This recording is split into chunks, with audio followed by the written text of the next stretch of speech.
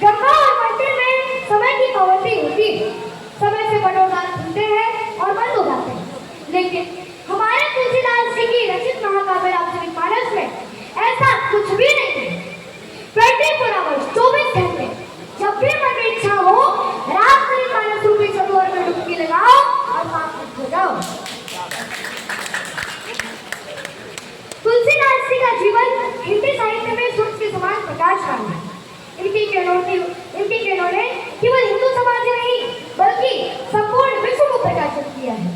संत गोस्वामी तुलसीदास जी का जन्म 1589 ईस्वी को राजापुर ग्राम चित्रकूट जिले उत्तर प्रदेश में हुआ था। इनकी माता का नाम तुलसी और इनके पिता का नाम आत्माराम दुबे था। बचपन में इनकी माता का देहांत हो गया था। जब वे जन्मे थे तो इनके मुख में दांत भी था और जन्म के उपरांत ही उन्होंने राम का नाम लिया था।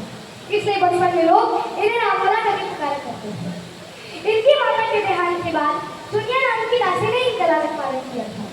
जब वे 5-4 साल के हुए तो सुनिया दासी में चल बसी। तब शुरू के लिए मनहूस मानने लगे। इनकी पत्नी का नाम रत्नावली था। वे अपनी पत्नी से बेहद प्रेम करते थे।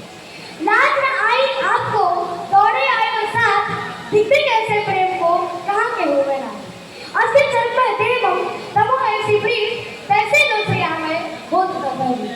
अर्थात ऐसे मान्यता है कि तुलसीदास जी ने अपनी पत्नी से मिलने के लिए अंधेरी तूफानी रात यमुना के नदी तैरकर ससुराल जा पहुंचे। उस अंधेरी रात में तुलसीदास जी को देखकर रत्नावली भय और डरना से चकित हो गई और क्रोध की वशीभूत होकर तुलसीदास जी को वापस लौटाने को कहा और कहा कि हार मास के पुण्य से प्रेम करने की बजाय अगर आप प्रभु श्री राम जी के चरणों में अनुराग करते तो तुम्हारी 7 पीढ़ियों का उद्धार होगा। इस फटकार को सुनकर गोस्वामी तुलसीदास जी ने अपना संपूर्ण जीवन प्रभु श्री राम जी के चरणों में अर्पण कर दिया, समर्पण कर दिया। चित्रकूट के घाट पर भई संतन के भीड़ तुलसीदास चरण से तिलक देकर हुए। इस तरह से तुलसीदास ने अनेक रचनाएं लिखी।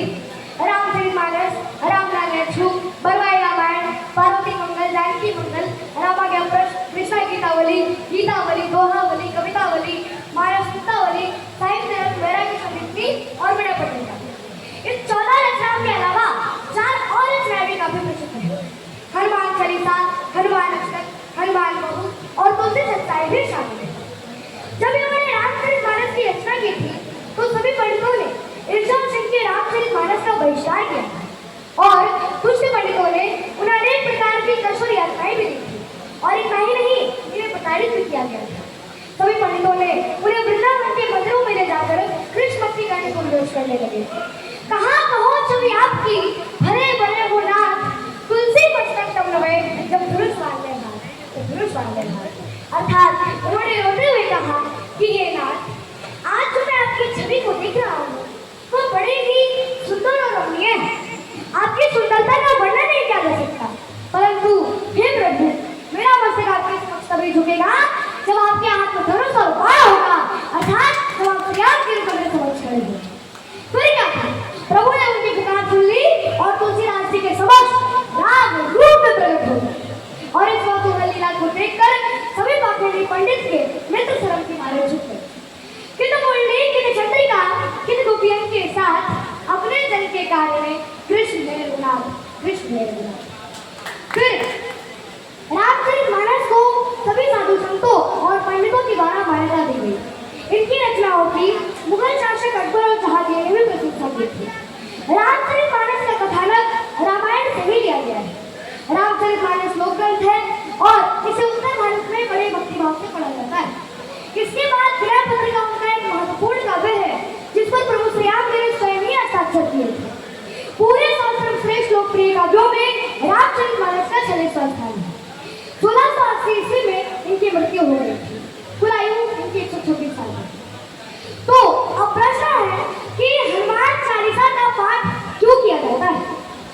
जिसके भाग्य में सिद्धि रहे हो वो श्री हनुमान चालीसा का पाठ करें। उन्हें हनुमान जी के बल से और भगवान की कृपा से सिद्धि अवश्य प्राप्त होगी और इसके लिए भगवान शिव खुद साक्षी है, क्योंकि अगर भाग्य में नहीं होगा तो भगवान शंकर ने गवाही भरी, वे अवश्य इसे पूर्ति करेंगे, क्योंकि भावी में सकल त्रिपुरारी। इसीलिए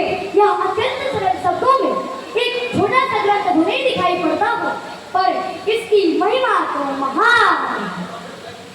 चोया पड़े हनुमान चालीसा हो ये सिद्ध साखी गौरी सा। तो जिस ग्रंथ की ऐसी महिमा हो उसे ग्रंथ रत्न का हम लोग इस बार प्रभु श्री रामचंद्र जी की कृपा से चिंतन कर रहे हैं। और यह भी संयोग है कि श्री हनुमान चालीसा का कथा का आरंभ भी गुरुवार से होता है और श्री हनुमान चालीसा का आरंभ भी गुरु वंदना से ही होता है। श्री